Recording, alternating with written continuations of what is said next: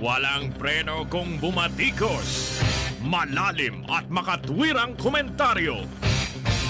Mag-ingat ang mga politikong gumagawa ng kalokohan at baka kayo ay tamaan ng Rapid Fire!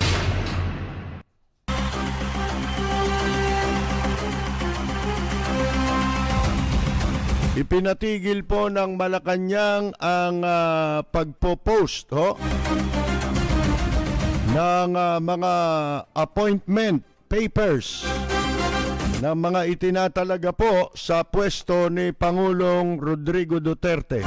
Ang mga opisyal po, local officials o LGUs sa lalawigan ng Cebu, mga kaibigan, ay nananawagan na imbestigahan ito pong dolomite extraction o paghahakot ng tinatawag na dolomite, yung pong buhangin daw na gagamitin sa Manila Bay. Laking kwarta nito. Kaya dapat po itong imbestigahan ng Senado, mga kaibigan. Ano po? Limpak-limpak na salapi. Sinong inchik na naman ang makikinabang po rito? Gagawin daw yan Boracay, sa Maynila. Boracay sa Manila Bay. Boracay ng pera. Boracay na kukurakot. Yan po yan At marami tayong pag-uusapan. Nandiyan na rin po yung mga kinasuhan di umano sa ombudsman na mga empleyado ng Bureau of Immigration na sinasangkot sa pastillas Isang malaking katarantaduhang kaso na alam mo sa bandang huli hindi magtatagumpay. Wala yung mga mastermind Kung sino-sino isinabit dito Yung mga limang bahay, sila Dennis Binsol, pangalan nun, damuhong yun. Si Dennis Pisngi. Pati yung si Red Marinas, wala ho rito. Yung Denden Binsol, wala rin po sa kaso. Ang mga nakasuhan, yung nagtatatak sa counter ng immigration, pati janitor. Ang mga big time na sindikato sa immigration, hindi ho kasama. Bueno, mga kaibigan, ito na ho ang mga pag-uusapan natin. Ipinatitigil po ng palasyo yung pong pagdidisclose, yung pagsasapubliko ng appointment ng mga naitatalaga sa pwesto. Ano yan mga kaibigan, kakaiba yan Ala pang ganyan sa mundo. Ia-appoint ka, hindi malalaman ng publiko kung sino ang nakatalaga sa isang ahensya ng gobyerno. Ganun po mangyayari doon, mga kaibigan. At yun daw ay ipinauubaya na nila ng Malacanang doon po sa mga itinatalagang opisyal kung gusto nilang ipaalam o hindi. Mga kaibigan. At ito'y kinumpirma ng tagapagsalita ni Presidente Duterte na si Harry Roque, mga kaibigan. At ang sabi niya, mga kaibigan, before, noon daw, dati, we'd post it. Dati raw pinopost nila. Now, ngayon, our policy in the OPS, Office of the Presidential Spokesperson, is it's up to the official to post. Bahala na raw yung official kung gusto niyang i-post, mga kaibigan. If they want. We just have to confirm if an appointment has been made. Kukumpirmahin na lang sa kanila kung yan po ay talagang na-appoint. Halimbawa, ako, in-appoint. Hindi na i-announce siya ng Malacanang, mga kaibigan. Ang mag-a-announce kung gusto niya, yung in-appoint. Ha? O, pagkatapos, ang sabi niya, tinanong si Roque, ha? Ang sagot ni Roque doon sa tanong na kinukumpirma, ha? Yung appointment ni dating NBI Director na ngayon ay naitalaga sa PhilHealth, kung ito ay nabigyan na ng official appointment papers. Ha? Dahil sa nung Webes kahapon, di ba? Sinabi ho ni Girani na wala pa siyang natatanggap na appointment. Mga kaibigan, it was the executive secretary, sabi ni Roque, who said that it's enough that we confirm appointments. Ang gagawin na lang nila, sa halip na ipaalam nila, paano kung hindi ipapaalam din ng tao? Ako'y na-point. Ba, anong klaseng katarantaduhan na naman po itong naimbentong ito? Dito lang ito sa Pilipinas, ngayon, at ngayon lang ito nangyayari, mga kaibigan. Siguradong kaya hindi nila ina-announce, ayaw nilang i-announce, di ba? Usually, pag kami in-appoint, of course, yung nag-appoint, o kaya yung opisina niya, opisina no nag-appoint, ang mag-a-announce niyan, mga kaibigan. Bago kukumpirmahin mo ngayon to, doon sa in-appoint. Diba? Halimbawa, ako yung in-appoint. Dati, a-announce siya ng Malacanang. Dapat, kasi sila ang appointing power. Yung opisina niya. Pagkatapos, mga kaibigan, kukumpirmahin mo ngayon doon sa appointee. Tatanungin mo ngayon yung appointee kung totoo ba na ikaw ay in-appoint sa pwestong ganito't ganon. Ikaw ang magkukumpirma, hindi yung opisina. Di ba? Kailan mo natanggap yung appointment papers? Tatanungin ka. Ito'y baliktad Baliktad ngayon. Ang gagawin nila ay sisikreto na meron pala silang in-appoint sa ganung opisina. Bakit nila ginagawa yan? Yan ang malaking katanungan. Bakit nila tinatakban o itinatago sa publiko ano meron para itago sa publiko kung sino mga itinatalaga nila sa pwesto. Ang tinuturo ni Roque na nag-utos nito si Mijaldea, yung executive secretary. Ang rule daw was introduced sometime from October 18. Sipin mo yan 2018 to April 20. Nang si Roque ay hindi pa nakababalik sa kanyang pwesto bilang spokesman.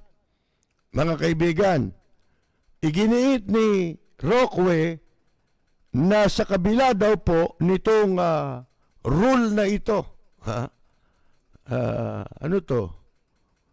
Anong rule to? Baluktot na rule? Crooked rule. Hindi rule of law O rule of the crooked. Ayan, mga kaibigan. Malacanang still lives up to Duterte's vow of transparency. Meron ba transparency sa ganon? Nag-a-appoint ka ng tao, hindi alam ng publiko? Anong katarantaduhan yan?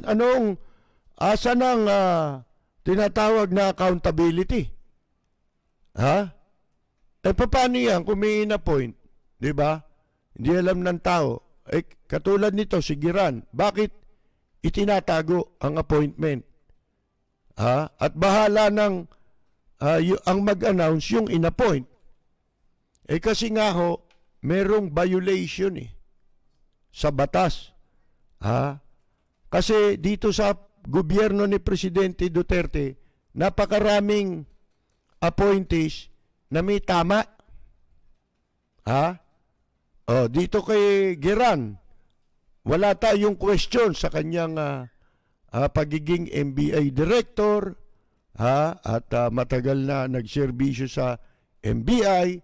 Wala tayong question dun eh. Ang kinu-question natin, nasunod ba ang batas sa pagtatalaga sa kanya bilang bagong Pangulo o Presidente at Chief Executive Officer ng PhilHealth, mga kaibigan? Yun ang question eh. However, ito balita, the palace often only confirms the appointment of an official if the media somehow gets wind of it. Ngayon sa kalimitan ng palasyo, kinukumpirma na nagkaroon ng appointment ng itinatalagang opisyal kapag naamoy na ng media. Di ba? Sa pamamagitan ng social media, o kaya may nakapag-tip, o kaya usap-usapan. Di ba? Sa paliwanag daw ni Roque, mga kaibigan, kapag ang Duterte appointee o ang ina-appoint ni Presidente Duterte,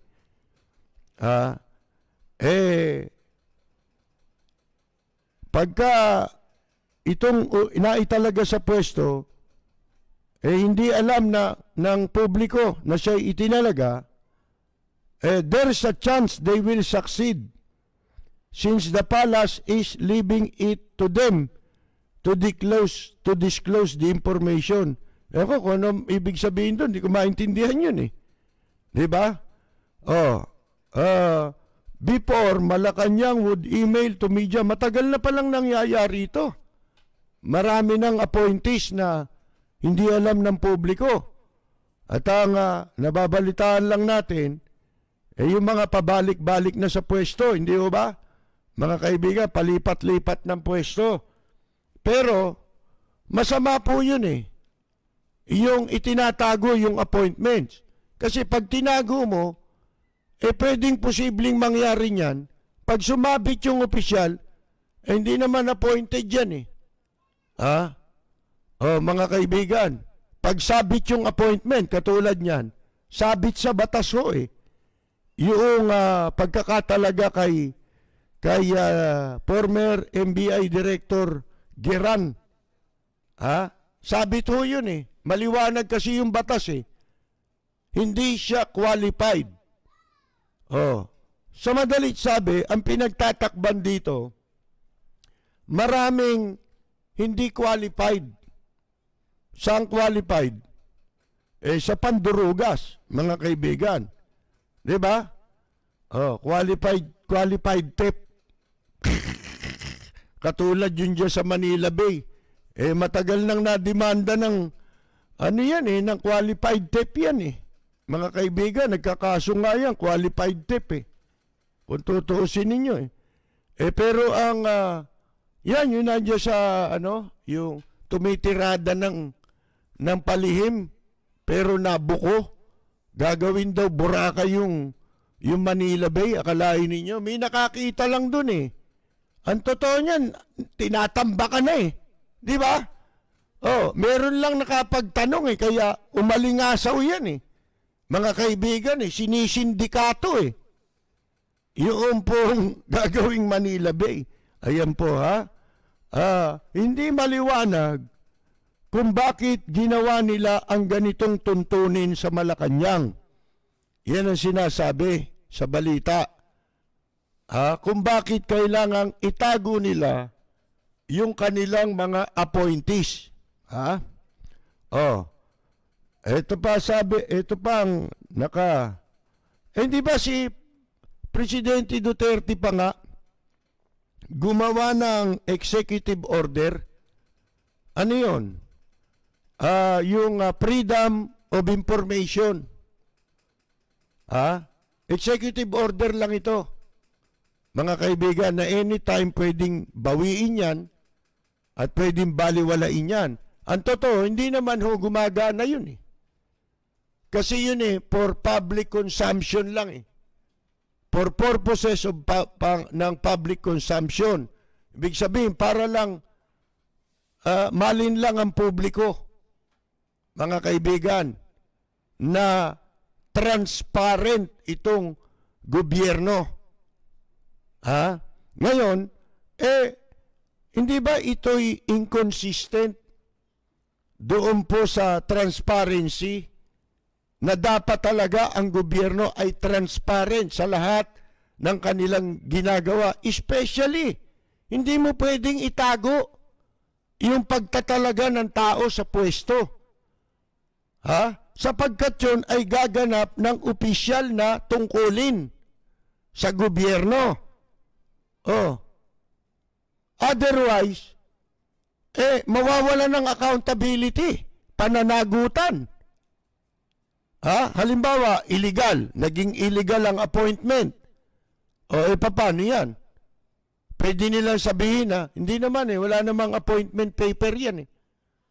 O, hindi ho ba, para hindi mapanagot sila sa paglabag sa batas. Mga kaibigan, eto by far, the biggest transparency issue. Ito pinakamalaking issue.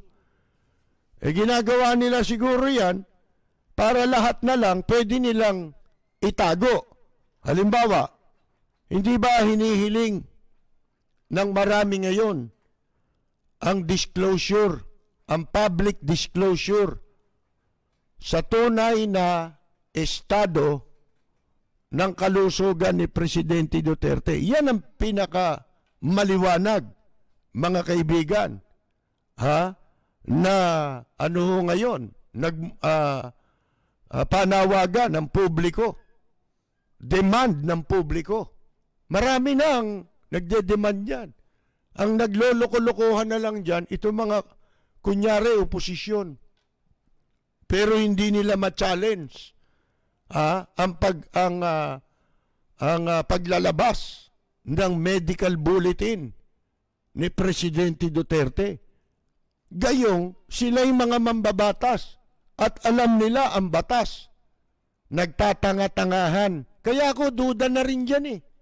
Namimili na lang ng issue, mga kaibigan, na malayo sa putok ng kanyon. Halimbawa, issue ng China. Ngayon, ano ang issue sa China ngayon? Mga kaibigan, ang issue ngayon sa China, yung pinapayagan ng gobyerno. Nakikipagkontrata ang gobyerno sa mga kumpanya ng incheck na sangkot sa mga project na itinayo dyan sa mga teritoryo na pag-aari ng bansang Pilipinas. Hindi ho ba? Yan kung hindi pa ho nag-blacklist ang Amerika, malalaman ba natin? Naisipin mo, yung mga kumakamkam, yung nagtrabaho, yung gumawa ng mga project, yung mga kumpanya ng incheck mismo, na nagtayo ng military infrastructures dyan sa ating mga teritoryo na inaagaw ng China, sila rin ang kinokontrata ng gobyerno. Hindi ba maliwanag yun? Na talagang nalalaman ng gobyerno. May sabuatan talaga ang mga nasa gobyerno at saka ang gobyerno ng China sa pagtatayo. Hindi ginawa ng China on their own. Bagamat kinakamkam nila yan, hindi nila nagawang mag-isa na magtayo ng mga infrastruktura kung hindi po sinang-ayunan ng gobyernong ito. Ano katunayan? Isipin mo yung airport. dyan sa Sangli Point, mga kaibigan, dating kuwan yan, naval station din ng US Navy yan eh. Hindi ba? Nung araw. Yan tinatayuan ngayon, nakumpirma, dyan nakumpirma na yung mismo mga kumpanya na may kinalaman o sangkot doon sa pagtatayo ng mga military facilities sa mga teritoryong inaagaw sa atin ng China, nalalaman ng mga nasa administrasyon yun. Nagkukunwari lang na, kunyari, on their own, ginawa ng China yun. Yun pala, may imprimatur. May pagsang-ayon ng administrasyon. Ngayon, ito, however, ito, the Duterte administration often cites the President's Freedom of Information Executive Order. Ito, ginagamit nila sa panloloko eh. Hindi ba? Iyan binabanggit nila bilang katibayan daw ng kanilang commitment sa tinatawag na transparency, mga kaibigan. However, departments often cite the many exceptions to this rule. Gumawa ng FOI. Kumbaga para ano yan panloko yan panloloko yan Puro deception talaga mga kaibigan, makikita ninyo Kumbaga, pakakainin kita ng lahat ng masasarap na pagkain. Ipapakain ko sa iyo. Kaya lang, bubunutin ko muna mga ngipin mo. Mga kaibigan, paano mo makakain yun kahit anong sarap ng pagkain? Ganun ang dating nitong freedom of information na ito na ginamit sa publicity, pampabango, ginamit na deodorant, mga kaibigan, para bumango yung administrasyong ito nung bagong upo. Pero sa katotohanan, hindi nagagamit ito Katunayan maraming mga nasa media ang hindi makakuha ng mga dokumento sa mga tanggapan ng gobyerno na kailangan sa pagtupad ng kanilang tungkulin ng mga nasa media. Mga kaibigan, katulad na lamang halimbawa, pati ang mamamayan, kasi sakop kayo ng FOI Yung panlolokong FOI nga lang ito. Kasi hindi naman batas yan Yan yung pinangako ni Grace po na isa sa batas kapag nanalo siyang senador nung unang takbo niya. Pero hindi niya tinupad yan. At nitong mga senador, pag malapit na eleksyon, yan ang ginagamit nila para bulahin ng media Ito naman mga nasa media, nuknukan ng uto-uto. Ako hindi ako nagpapauto dyan sa ganyan Bistado ko kaagad mga kaibigan katulad nito merong kaso nitong si Dino De Leon na nagtangka siyang attorney ito abogado nag-request ng medical bulletin sa Malacanang, yung medical bulletin ni Presidente Duterte. Sinagot ng palasyo yung kanyang sulat, request, na sinasabing wala raw silang impormasyon. Ganun lang yun. Basta ganun lang. Yung nilagdaan nga namang FOI sa pamamagitan ng executive order.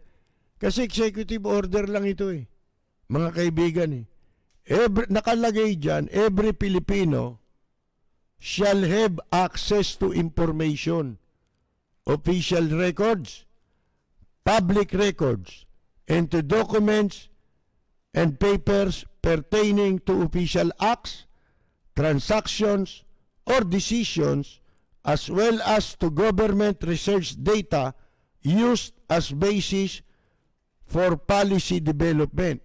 Sa ibang pagkakataon nga ng ating programa, di ba madalas kong mabanggit at may kwento, kaya naimbento yung panukalang ito na freedom of information, ito ay offshoot. Nanggaling ito doon sa desisyon ng Korte Suprema sa inihain naming kaso nung araw. Kasama po ako ron sa, hindi ko matandaan kung mga 10 o mahigit kami sa 10. Hindi lalagpas ng 12 kami sa pangunguna ho ng dating radio commentator at kolumnista ng balita, si Attorney Rick Balmonte, abogado. Marami kaming komentarista noon, si Cauding Bartolome. Ako pinakabata noon Kasi ipinail namin yung kasong yon around 1986, kauupo pa lang ni Mrs. Cory Aquino. Hiniling namin sa Korte Suprema na sa pamamagitan ng tinatawag na mandamus, hinihiling namin noon sa Korte Suprema na utusan ang GSIS na ilabas ang listahan ng mga dating miyembro ng Batasang Pambansa na nabibilang sa oposisyon. Ito'y pag-upo ni Mrs. Cory Aquino. Sapagkat nakabalita kami na itong mga mambabatas na ito, ilang araw na lang bago ang snap election ay tumanggap ng suhol sa administrasyon ni dating Pangulong Marcos. Ilang araw bago ang eleksyon, ibig sabihin bumaliktad sila, nasuhulan sila sa pamamagitan o ang ginamit na pansuhol sa kanila pera ng GSIS. Sa maskara ng kunyari utang. Pero wala naman silang collateral. Kasi kung uutang ka sa GSIS, dahil hindi ka naman miyembro, hindi sila miyembro Ang miyembro yung mga karaniwang empleyado. Hindi ba? Sila yung mga parang congressman mga assemblyman Nakautang sila. Sa madalit sabi, kung hindi ka miyembro, dapat meron kang collateral o isasanla kapalit ng pag-utang mo. Sila wala.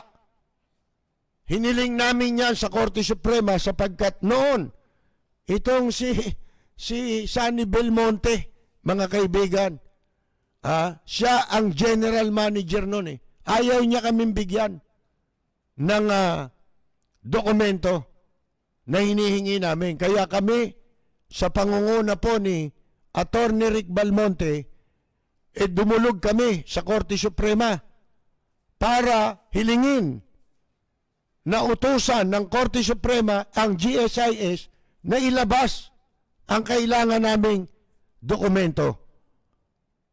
Yung petition na yon ay tinatawag na mandamus para ang korte o ang kataas-taasang hukuman ay maglabas ng utos doon sa respective agency na hinihiling doon sa mandamus, katulad ng GSIS. After 3 years, 86, 87, 88, 89, tsaka lamang naglabas ng desisyon ang Korte Suprema. Ang mga petitioner, Attorney Rick Balmonte, si Cauding Bartolome, namatay na, si Ray Bagaching, marami na namatay, si Romel Coro, At that time, nasa dyaryo pa lang noon si Romel Coro, hindi pa siya nagbo-broadcast noon. Hindi. Nagbo-broadcast na rin pala si Romel Coro noon. Pero si Romel Coro ay sumikat. Nakilala yan bilang newspaperman. Magaling na journalist yun, mga kaibigan. Pero nagkaroon din ng radio program. Sino pa? Si Kawal Di Carbonel. Yung nagtataka ako ngayon, bumalimbing na kay Duterte. Naging Duterte bigla Noon, makabayan daw yung mga nabubuhay na lang Ilan na lang kami. Sila Kauding, namatay na. Sino pa ba? Marami yun. Meron kaming mula 10 hanggang 12. Ngayon, ano sabi ng Korte Suprema? Ang mamamayan, lalo ang mga nasa media, ay may karapatan na makakuha ng anumang dokumento, official documents, katulad ng binabanggit dito. Pero dito hindi binabanggit sa executive order na FOI ni Presidente Duterte kasama mga kontrata dun sa desisyon ng Korte Suprema na pumabor sa amin. Yung pong mga kontratang pinapasok ng gobyerno, kamukha yan. Asan ang mga kontrata niyan? Yung mga Sangli Point na yan na ibinenta sa Inchik. Lahat ng papasukin kahit na yaan ay government-owned and controlled corporation, kasali yan sa lahat ng opisina. Alam ba ninyo, isang bagay lang. Hindi ka pwedeng magkaroon ng access sa dokumento na kailangan mo kapag ang hinihingi mong dokumento ay nagsasangkot sa seguridad ng bansa. Doon lang hindi pwede, mga kaibigan. Kulang nga itong nasa Freedom of Information mga kaibigan. Ito ang naging dahilan kung bakit nagkaroon ng mga panukala tungkol sa FOI. Kung tawagin nga ito, ang tawag dyan, sa pagkakabanggit ng Supreme Court sa kaso namin ay access to public records. Maging ang karaniwang mamamayan ay kasamang binibigyan dyan ng karapatan. Ang sabi ng Korte Suprema, ang mamamayan, lalo na ang mga nasa media, ay may karapatan na kumuha ng mga kopya ng records na kanilang kailangan, lalo na ang media, sa pagtupad nila ng kanilang tungkulin. Hindi ho ba, mga kaibigan? Yun nga ang ginagawa ng marami sa media, pero marami rin, hindi naman ginagawa yan, yung kailangan may dokumento ka. Hindi ba pagka nag-expose ka, meron kang ibinubulgar na sindikato, anumang pagnanakaw sa gobyerno, kailangan dokumentado. Sapagkat alam mong sensitibo yan. Dahil pagka ibinulgar mo ang isang anomalya, lalabas na magnanakaw yung opisyal. Di ba? So, ano gagawin yan? Magdidemanda. E di magdemanda ka. Pero kung ikaw ay may dokumento, kahit idemanda ka, meron kang panghahawakan. Mga kaibigan. Kaya nga ako di ba? Panahon ni dating senadora. Si Senadora Miriam Defensor Santiago, nung siya ay Immigration Commissioner pa lang. Di ba in-expose ko yan? Gumawa ko ng sarili kong periodiko. At lingguhan lang lumalabas yung periodiko. Doon ko ibinulgar ang mga katiwalian na nangyayari sa immigration sa panahon na ang namumuno dyan si dating senadora o yumaong senadora Miriam Defensor Santiago. Ano ang ginawa ni Miriam Santiago para matigil ang pagbubulgar ko? Si Miriam Santiago, tandaan nyo, bago siya na italaga sa immigration, yan nagsilbi munang judge sa panahon ni dating Pangulong Marcos. RTC judge yan, mga kaibigan. Ngayon, at saka si Miriam nagsusulat ng column yan sa Daily Express. Panahon ni Pangulong Marcos. Ngayon, pagkatapos kong ibulgar ang anomalya sa immigration, siyempre, ang dating ni Commissioner Santiago nung panahon na yon, Grab Buster, di ba yun ang naging tawag sa kanya? Naging bansag sa kanya, Grab Buster. Pero nagalit, ayan, alam niya yan, ni Andrea Domingo.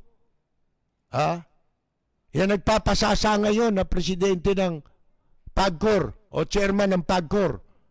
Mga kaibigan, si Andrea Didi Domingo. Dahil yan, tauhan lang ni Miriam dati yan, mga staff ni Miriam Santiago yan sa immigration. Ano ginawa? Idinimanda ako. Hindi nagtagumpay yung demanda niya. Na-dismiss sa piskalya dahil noon, hindi pa kasing corrupt ngayon ang prosecution office.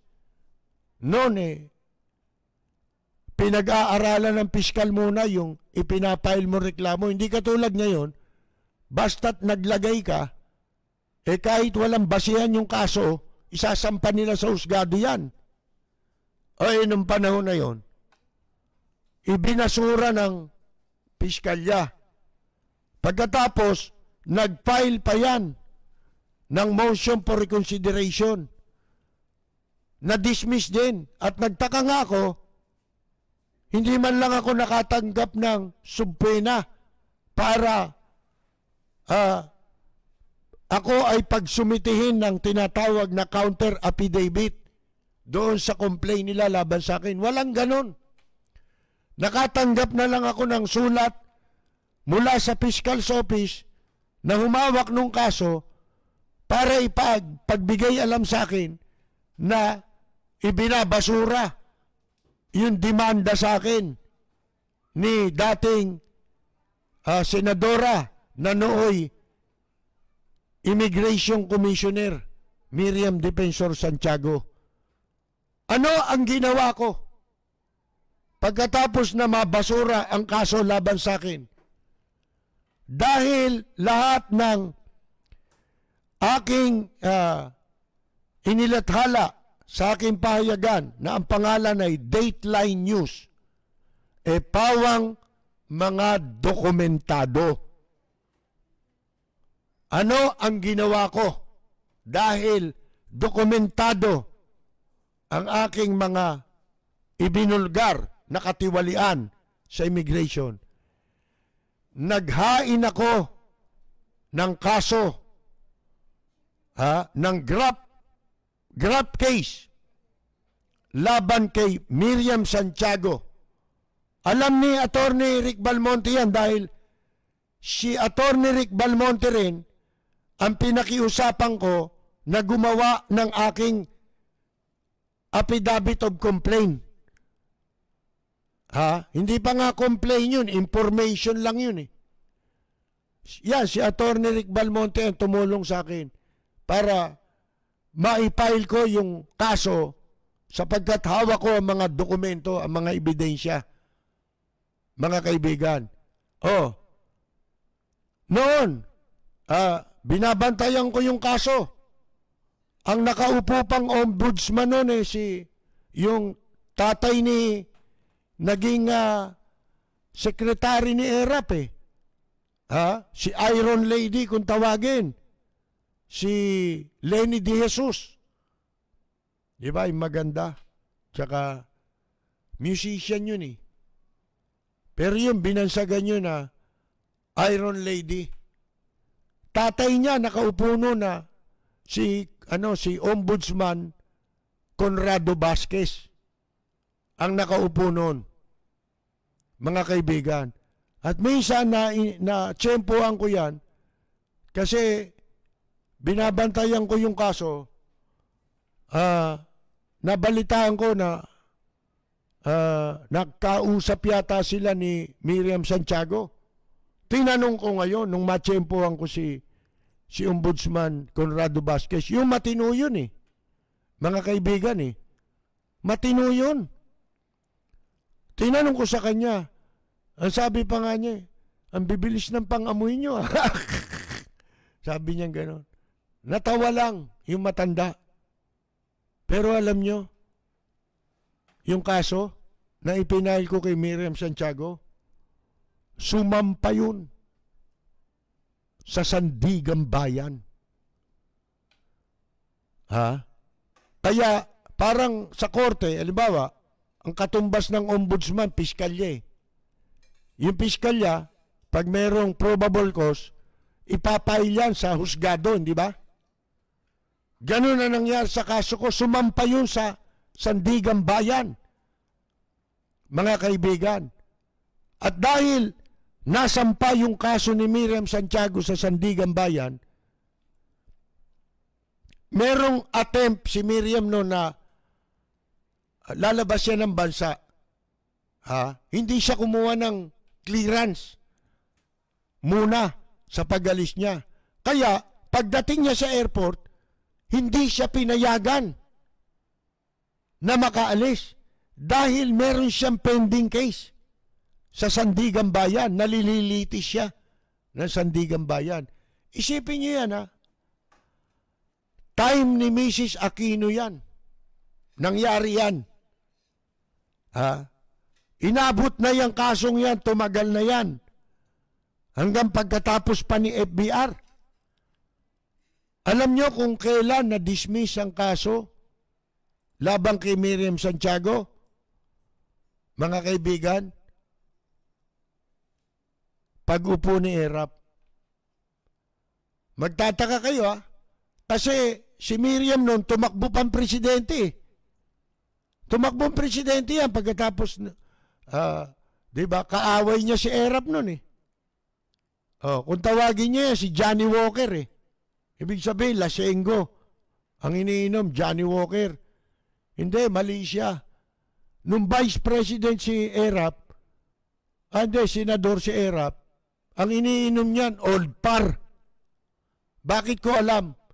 Nakakadalo ko sa mga inuman nila minsan eh. Hindi ako kilala niyang kupal na yan eh. Kasama ako ng mga kwan niya, barkada niya. Isinasama akong pilit. Tapos hahatagan na ng Old Par. Ito kay Bigote ito. Bigote tawag nila riyan. Mga kaibigan, bakit na-dismiss ang kaso? Paano si Senator Miriam, pagkatapos na manalo ni Erap, ipinakasal yung anak, kinuhang ninong si Erap. Pagkatapos nun, na-dismiss yung kaso. Sa Sandigan Bayan, husgado yun, mga kaibigan, hindi ko sinasabi ito para siraan si Senadora. Katunayan, ako, gusto ko, buhay yan eh. Si Miriam Santiago. Kasi kailangan natin ng mga nagbububunga nga sa Senado. Hindi katulad ngayon, may napapalaba tayo. At least si Miriam, alam ang sinasabi, alam niya ang ginagawa niya. Mga kaibigan, magaling siyang mag-fiscalize. At alam niya ang sinasabi. Hindi katulad ngayon, karamihan sa mga senador ngayon, bitaw ng salita, hindi naiintindihan. Mga kaibigan, at saka malawak ang karanasan ni Miriam eh. Si Miriam naging judge sa matagal na panahon eh. Kaya, tsaka matalino. bright. Pero, kabataan ko nun eh. Ano magagawa natin? Alam nyo naman, sa media, hindi ka naman noon makikilala kung wala kang libel case. Kaya, gagalingan mo. Di ba? Humanap ka ng pwede mong ibulgar na katiwalian sa gobyerno. Mga kaibigan, nagpunta sa akin kasi mga empleyado ng immigration nung araw, may asosasyon yan eh. Natatandaan ko pa pangalan nun eh, si Mrs. Tatoy eh. Galit na galit si Miriam doon sa babaeng yun. Kasi matapang yun. Mga kaibigan, basta't labag sa batas, hindi siya sumusunod kay Miriam. Galit na galit si Miriam sa kanya. Lumapit sa akin yun. Kasi siya, nagsampa rin siya ng ibang kaso kay Miriam. Pagkatapos na pagsalitaan siya ng mga masasakit, may edad na noon si Mrs. Tatoy eh. Tsaka medyo mataba yun eh. Doon ko sa kanya narinig, ang pangalan nung binabanggit natin ng isang araw na number 1 PR nung araw si Mr. Adi Sison. Mga kaibigan, parang tinulungan din sila ni Adi Sison bago ko sila nakilala.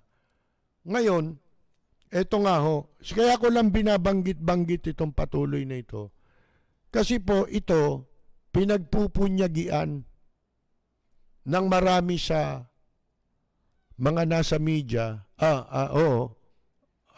na maipasa itong Freedom of Information Bill na nakatenga lang sa Senado at saka sa Kamara.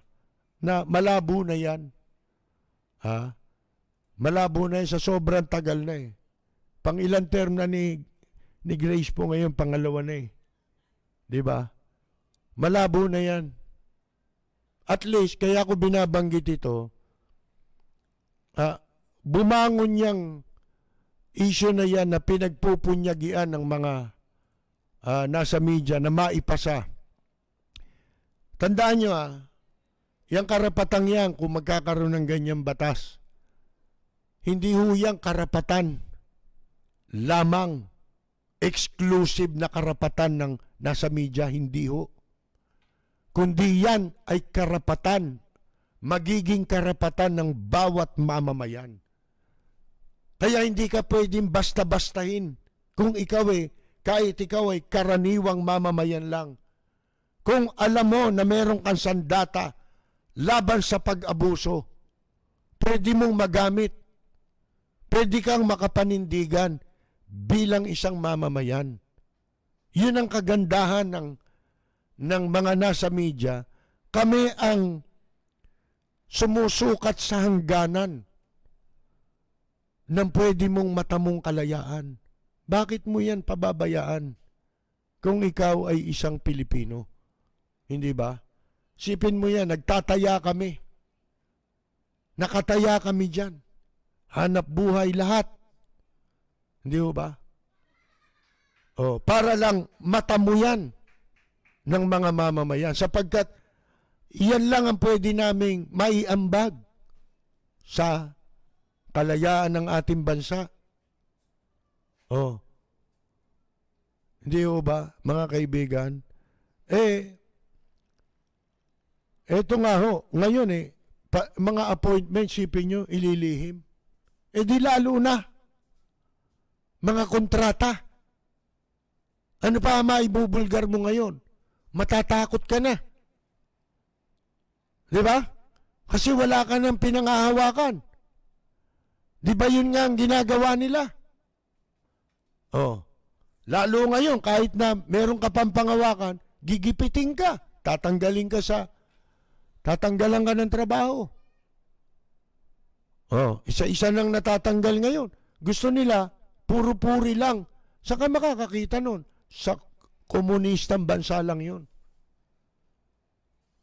Sa mga bansa lang na meron diktadorya. Mga kaibigan, napakalayo nito. incomparable. Hindi mo pwedeng ikumpara sila kay Marcos. Yung pinagdidikit niyo yung mukha ni Presidente Duterte tsaka ni Presidente Marcos. Nakakahiya naman. Mapapahiya si Presidente Marcos. Si Presidente Marcos, tatapatin ko kayo. Si Presidente Marcos, hindi naging ganyan sa media. Although may mga naipakulong sa media. Yun lang yung mga, talaga namang meron silang agenda eh. Diba? Hindi naman sila media, nagmamaskara media. May ideology na sila na at that time, bawal yun. May batas na bawal yun. Ngayon, mga kaibigan, katunayan di ba, si Sator Ocampo, nakakulong. Nung araw, naging presidente yan ng samahan sa media. Magkakaroon ng eleksyon, nagkaroon ng eleksyon. Pinayagan niya na makalabas. Pinasamahan ng gwardya para lang ma-exercise niya yung kanyang karapatan na makaboto. Anong ginawa niya? Tumakas yan dun sa tulong din ng mga nasa media. Kasi ganun ang samahan ng media nung araw. Nagtutulungan. Hindi katulad ngayon. Walang yaan. Bakit? Kasi ang media tandaan nyo napasok ng mga sindikato. Parang itong gobyerno natin. Ang mga nasa gobyerno, parang sindikato talaga. Mafia na. Ganyan ang nangyari sa media. Pumasok sa media na ang misyon ay gamitin yung profesyon para sila magpayaman. Kunyari tumutulong sa api pero sila ang nang-aapi. Kanina nga nakikinig na yung sinakyan ko sumakay ako ng Grab pagsakay ko napapakinggan ko yung isang programa ng nagmamagaling. Yung nagmumura ron sa mga ini-interview, yung nagpapahiya, narinig ko na naman yun. Sipin mo, siya ang judge, siya ang police, yung nagre-reklamo sa kanya, humingi ng tulong yun para maayos yung problema, di ba? Isipin mo, ginulo niya yung problema lalo, dinagdagan niya. Inihanap niya, ginawa niya ng kaaway para lang makapagmagaling. Kalahin mo, bullshit yung kernel na kausap. Napakawawalang yan itong mga tao to para maitanghal nila na wala silang katulad sa tapang. Ang tapang nila ginagamit. Kaya kayo, pag-aralan nyo mabuti Hindi ko sinasabi kayo makinig dyan. Nakikinig kayo dyan Pakinggan nyo mabuti at suriin nyo mabuti yung ginagawa kung tama. Tama ba yun? Sasabihin mo public service ka, lalapit sa'yo. May nagre-reklamo, sinusumbong. Kinuha raw yung anak. Hiniram daw yung anak, hindi na binalik. Anak niya rin yun Diba? Police. Tinawagan yung hepe ng Las Piñas. Akalain mong ipahiya on the air, in public. Sino ka ba? Pinaghirapan ng tao yun bago niya narating yung kanyang ranggo. Mga kaibigan, public servant din yun. Hihiyain mo lang sa kaso na. Kaso lang ng may kaso. Kung ano na tinawag, tinakot pa. Tinawagan pa si Kaskolan. Ito naman si Kaskolan. Tapos biglang bola kay Kaskolan. Pagdating kay Kaskolan, bola. Para konsintihin siya sa ginagawa nila. Nakatarantaduhan sa media. Lapid at sa mga listeners ngayon, binabati ko ang inyong programang Lapid Fire sa matapang at makatotohanang pagbabalita. Lagi po nating pakinggan ang programang Lapid Fire ni Kapersil Lapid. Ito po ang inyong katrupa at kaibigan, May Pacquiao. Maraming salamat po.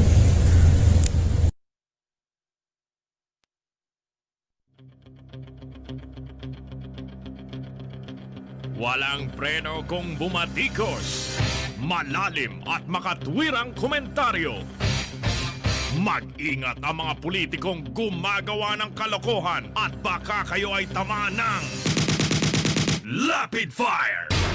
Magpapatuloy po tayo. Meron akong lilinawin kasi marami daw nag-react doon sa sinabi natin tungkol kay Kawaldi Carbonell. Hindi ko sinabing si Kawaldi, yung DDS. Kilala ko yan eh. Eh di ba, ako pa nga nagsasabi sa inyo na si Kawaldi, anumang panahon, pumupo na yan sa kung sino ang nakaupo sa gobyerno. Hindi siya nagbabago ng paninindigan niya. Kapag ka nakita niya ang kamalian, hindi niya magagawang tumahimik. Ganon din tayo eh. Yun ang papel natin eh. Hindi ko mo halimbawa may pinaburang ka sa eleksyon, todo na, suporta mo ron na didilaan mo na tumbong. Hindi pwede yun. Kasi kung ganon ang gagawin ko, may hangad akong pwesto. Hindi po pwesto na lang ako, ba't pa ako didila sa puwet? Gamit ko mikropono o kaya ballpen. Ang sinasabi ko, meron kaming isang kasama dun sa mga nag-file ng kaso noon, kami nga mga magkakasama, yan nga sila. Unang-una si Kawaldi, hindi pwede maging Duterte talaga yan. Alam niyo kung bakit? Matagal na panahon pa, nagpunta yan sa Davao, nakaaway nila si Duterte. Mga kaibigan, alam ko yung istoryang yun. At mas marami pa akong alam na istorya, mas nauna ron dahil gano'n na kami katagal magkakakilala. Hindi siya yung tinutukoy ko, nililiwanag ko dahil sana pakinggan nating mabuti. Yung aking sinasabi, mamaya naman pagkatapos ng programa natin, naka-replay naman ito eh. Pwede naman ninyong balikan eh. Hindi ko siya yung tinutukoy ko. Hindi ko na lang pangangalanan. Nasurpresa lang ako dahil isipin mo, nung araw magkakasama kami nagrarally labang kay Pangulong Marcos.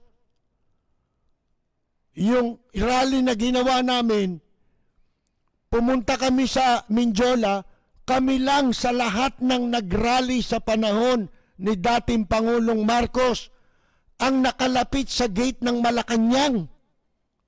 Iilang piraso lang kami. Siya ang namumuno, yung isang tinutukoy ko, hindi si Kawaldi yun.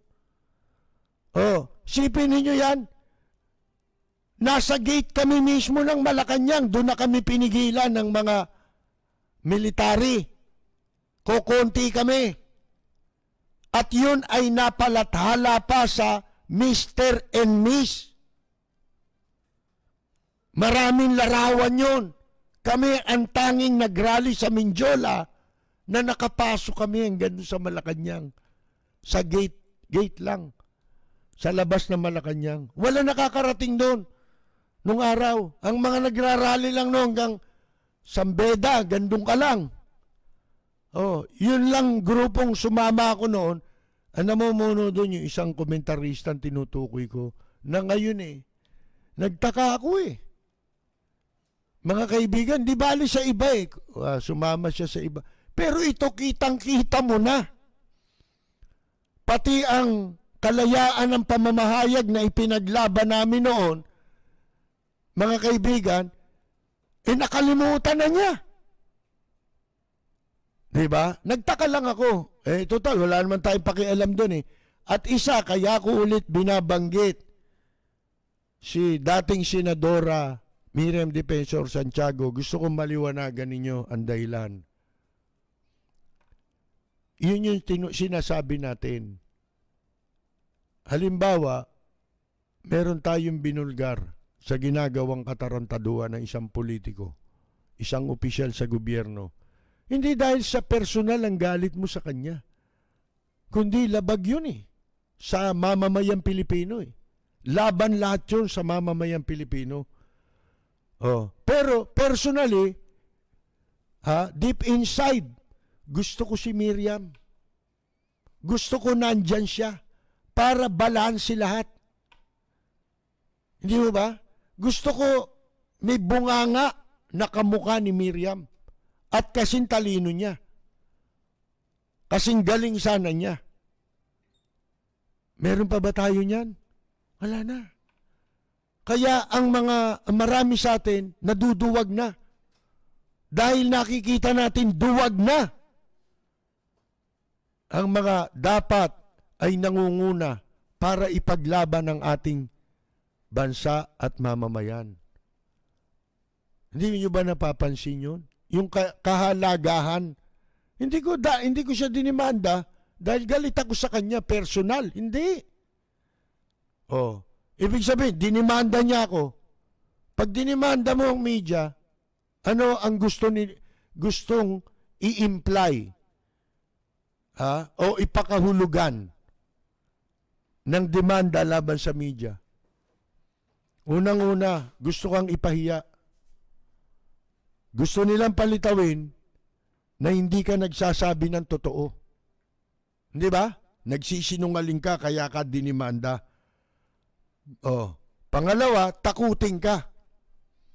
Para hindi mo na maipagpatuloy yung iyong pagbubulgar. Mga kaibigan. Dahil may kaso ka na eh. Lalo na kung yan ay sasampa sa husgado. Pag nasa husgado, mawawalan ka na ng liliit ng ang iyong kalayaan na maipagpatuloy ang pagbubulgar laban sa isang taong nagdemanda sa iyo. Sapagkat pwede kang i-cite for contempt ng korte. Kaya maraming risk, di ba? Hindi ho libre. Hindi ho basta ginagawa lang ito dahil sa gusto nating magyabang o ano. Hindi. Mga kaibigan ipinaliliwanag namin sa inyo, hindi ho kasindali ng inaakala ng iba ang gampanan yung tungkuling ganito. At pinagpapasalamat lang natin sapagkat marami ang gustong magsalita. Marami rin ang mas may nalalaman sa atin. Marami yan. Baka wala tayo sa kalingkingan.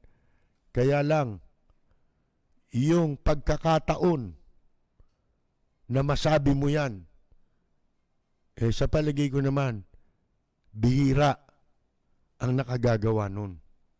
Kahit abogado yan, nag-aral ng batas yan. Hahamunin ko. Hindi siya broadcaster, hindi siya commentator. Sabay kaming uupo sa mikropono. Para kang naglagay ng asong matapang, yung nangangagat ng tao. Dalin mo yung nangangagat ng tao na aso sa veterinaryo. Pag inilagay na yan sa lamesa, tignan mo kung gaano kaamo yung aso. Nangangatog pa yung aso sa takot.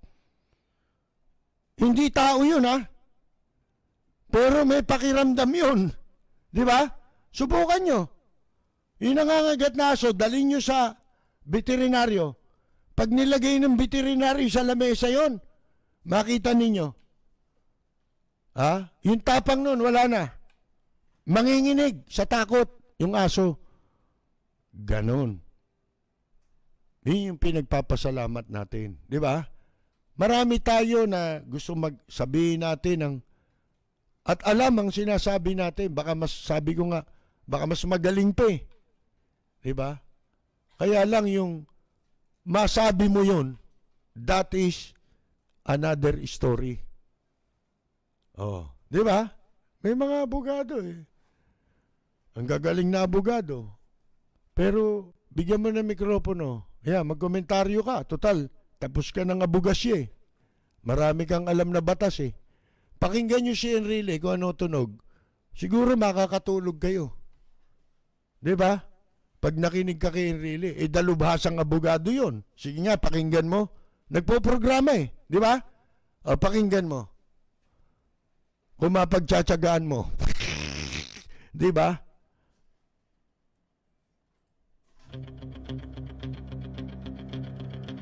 Walang preno kung bumatikos. Malalim at makatwirang komentaryo. Mag-ingat ang mga politikong gumagawa ng kalokohan at baka kayo ay tamaan ng Lapid Fire! At kaya natin binabanggit yung mga karanasan noon. Tulad dyan si Kawaldi. Para ilarawan namin sa inyo kung gaano nakalalim ang ipinuhunan nila. Itinaya nila para sa bayan. Mga kaibigan. Hindi yung nabibili ng pera yun eh. Walang halaga yun eh. Walang kapalit na pera yun. Hindi ho siya yung tinutukoy ko. Alam naman nyo yan eh. Sana pinakikinggan nyo mabuti. Hindi ko binanggit yung pangalan nun, yung isa.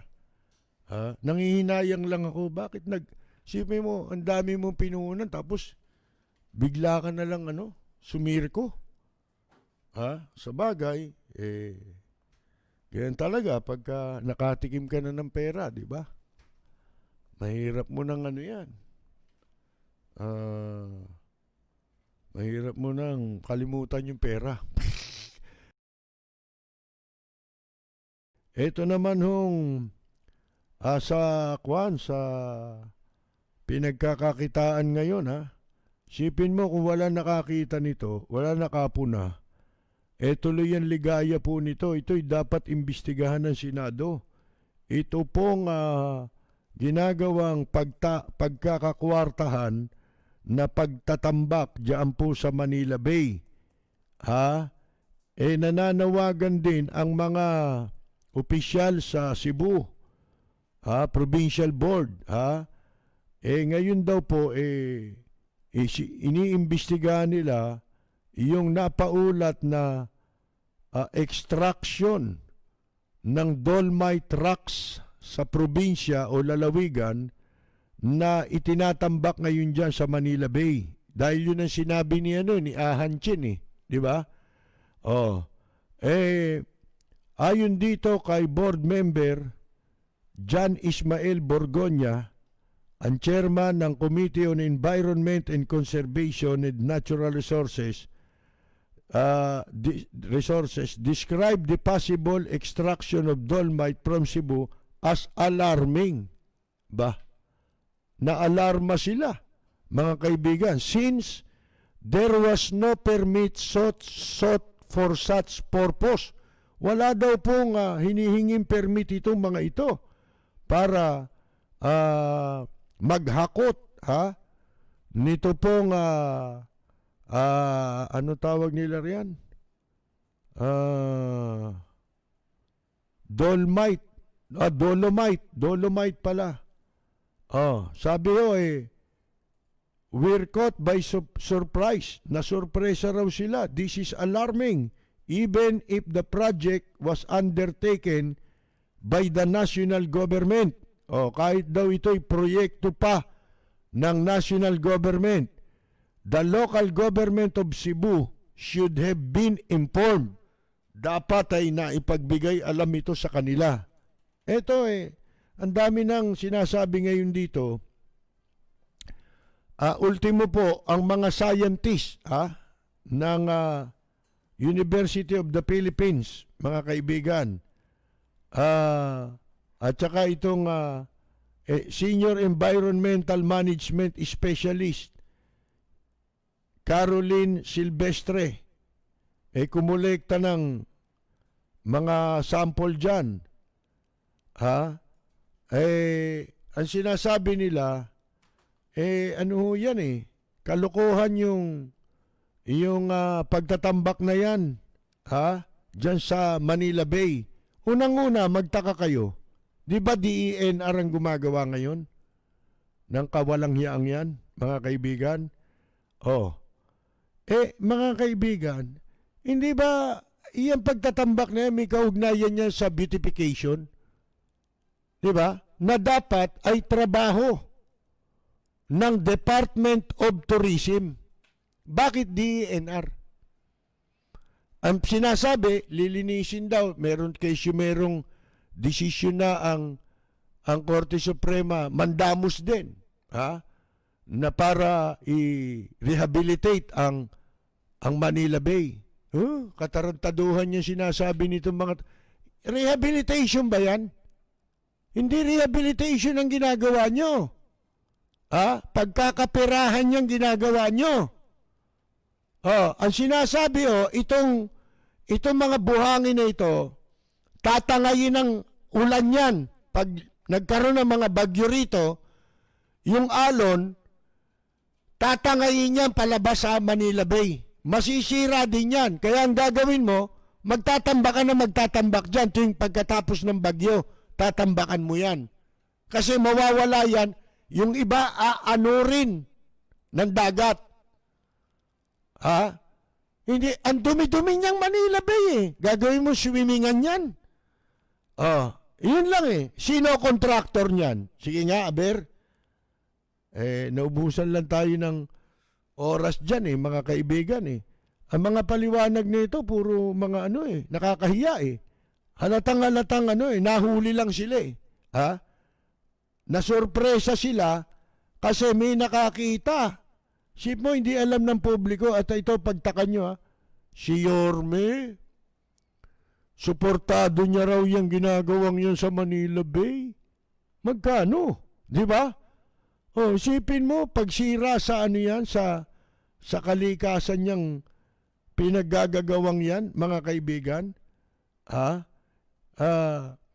Pagka yan nilagyan mo ng puting buhangin in that place, chances are, sabi ng mga eksperto, itong Philippines Resilience Institute Executive Director ng University of the Philippines, si Mahar Lagmay, if you put white sand in that place, chances are during storms and during high tide, when the waves are high, pag mataas ang alon, all of the sand will be washed out and transported.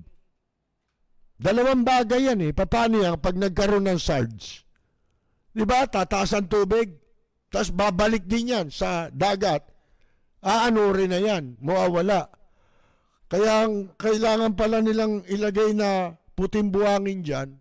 Maglagay kayo ng puting dolomite dyan.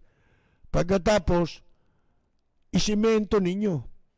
Para hindi na rin, di ba? Alam nyo nabanggit ko nga kagabi kasi, yung nakaw dyan, para kang nagnakaw dun sa ginawang rehabilitation kuno sa Pasig River. Pag natapos na nilang pagkakwartahan, balikan mo yung Pasig River, wala pa lang ni-rehab doon.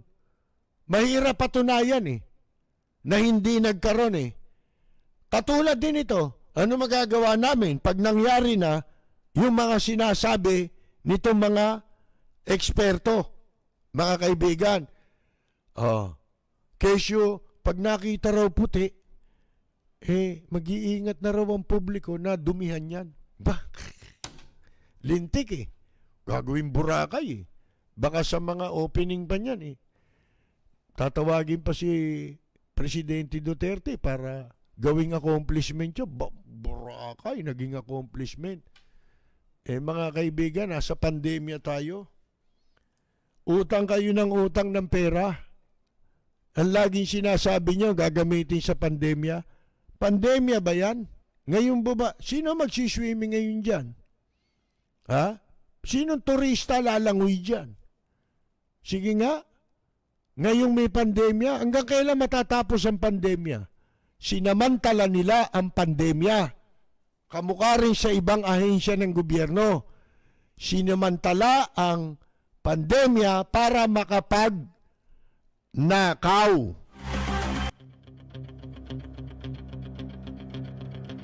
Walang preno kung bumatikos. Malalim at makatwirang komentaryo. Mag-ingat ang mga politikong gumagawa ng kalokohan at baka kayo ay tamaan ng Lapid Fire! Sino nasa likod?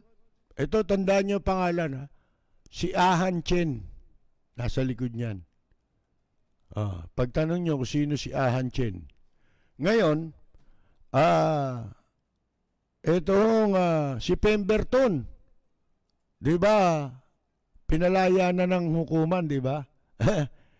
Tanungin nyo, bakit biglang nakakabingi ang katahimikan ni Harry Roque? Di ba siya abogado niyan nung nilaude?